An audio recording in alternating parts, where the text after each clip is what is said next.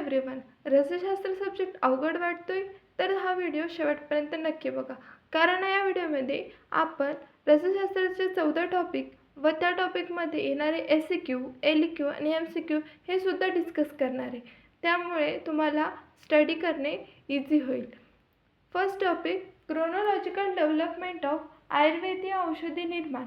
या टॉपिकवर first SCQ राहील, यावर MCQ सुद्धा नाही व LQ सुद्धा नाही. त्यानंतर सेकंड टॉपिक आहे परिभाषा. परिभाषा म्हणजेच टर्मिनॉलॉजी, त्याच्यावरती सेकंड SCQ आहे आणि 3 MCQ. आणि परिभाषा या टॉपिकमध्ये 6 सब टॉपिक आहेत. त्यानंतर 3 नंबरचा टॉपिक आधारभूत सिद्धांत म्हणजेच ॲप्लिकेशन ऑफ फंडामेंटल प्रिन्सिपल. यामध्ये सुद्धा सेकंड SCQ. सेकंड SCQला 2 ऑप्शन आहेत, परिभाषा आणि आधारभूत सिद्धांत. त्यानंतरचा फोर्थ टॉपिक आहे यंत्र उपकरणांनी फर्स्ट, म्हणजेच यामध्ये आयुर्वेदा प्लस मॉडर्न दोन्ही यंत्रांचा आपल्याला अभ्यास करायचा आहे.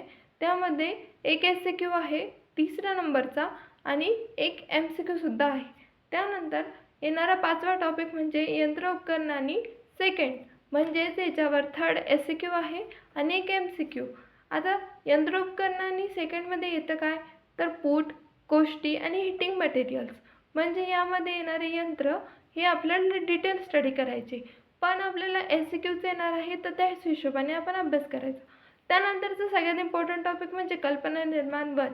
यामध्ये कल्पना निर्माण 1मध्ये काय आहे तर पंचविध कशा आहे कल्पना, म्हणजे या 5ही कल्पनांच्या आपल्याला श्लोक पाठ करणं आवश्यक आहे.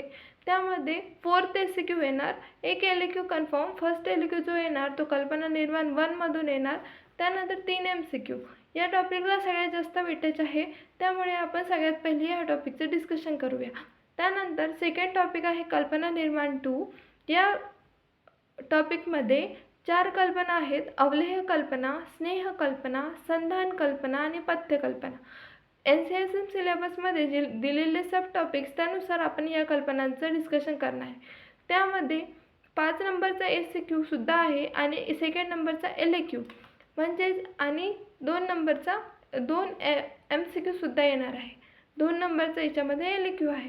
तर हा टॉपिकसुद्धा इम्पॉर्टंट सांगितलेला आहे. त्यानंतर 11 नंबरचा टॉपिक कल्पना निर्माण 3. हा टॉपिकमध्ये शर्करा कल्पना, गोड पाक कल्पना, लवण कल्पना, लेप कल्पना, अयस्कृती कल्पना आणि क्षार कल्पना. यामध्ये सुद्धा LQ आहे, SCQ नाही. याच्यामध्ये एक MCQ येणार आहे. शर्करा कल्पना, गुड पाक कल्पना आणि अयस्कृती कल्पना आहे. या 3 कल्पना डिझायरेबल टू नोच्या आहेत आणि क्षार कल्पना, लवण कल्पना आणि लेप कल्पना ह्या मस्ट टू नोच्या आहेत. म्हणजे हे आपण जो टॉपिकचा व्हिडिओ राहील त्या टॉपिकनुसार आपण डिस्कस करू. म्हणजेच आपल्याला हा पण एक इम्पॉर्टंट आहे.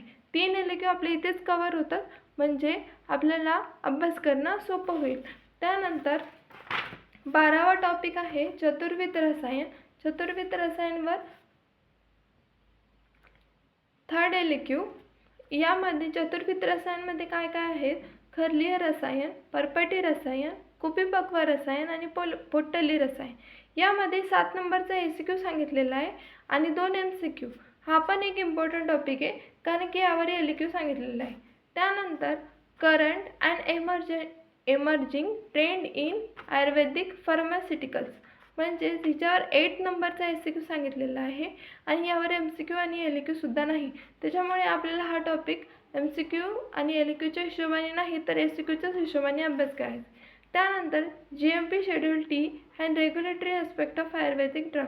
यामध्ये आपल्याला 8वा SCQ, म्हणजेच आपण जसं सेकंड SCQला 2 ऑप्शन होते तसेच आपल्या 8व्या SCQला सुद्धा 2 ऑप्शन आहेत, 13 आणि 14. आणि GMP T शेड्यूलवर एक MCQ सुद्धा येतो. त्यानंतर रसद्रव्य परिचय. आता रसद्रव्य परिचय हे 3 टाईप्समध्ये डिवाईड केले.